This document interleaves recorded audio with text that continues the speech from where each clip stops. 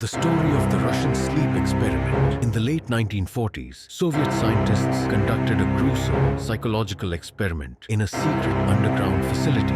5 political prisoners, considered enemies of the state, were selected as test subjects. Promised their freedom if they completed the trial. They were locked inside a sealed chamber with constant surveillance. The experiment's goal was simple: keep them awake for 15 days using a stimulant gas and observe the effects of extreme sleep deprivation. At first, everything seemed normal. The subjects conversed, joked, and reminisced about their past lives. The scientists monitored them through thick glass windows and hidden microphones, recording every word. But as the hours stretched into days, their behavior began to change. Day 5, the paranoia begins. The subjects stopped engaging in casual conversations. Instead, they whispered into the microphone, speaking in harsh paranoid tones. They muttered about their fears, about dark figures lurking in the shadows of the chamber, despite the blinding fluorescent light that never dimmed.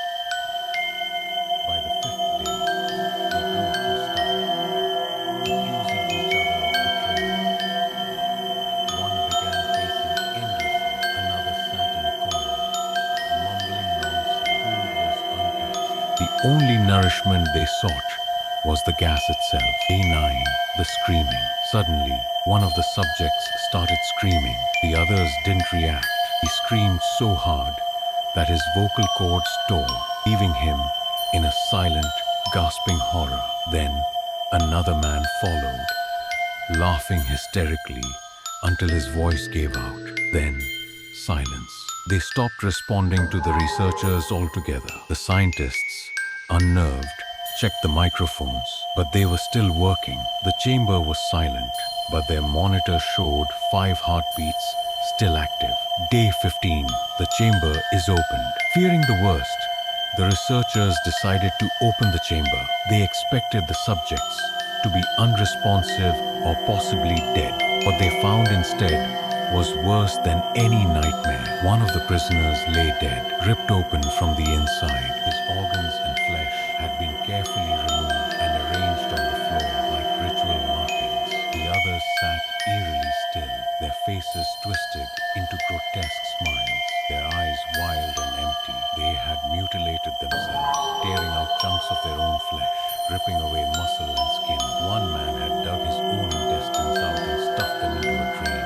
Another had peeled off his own lips and eyelids, leaving a permanent, twisted grin. Yet they were alive. The struggle.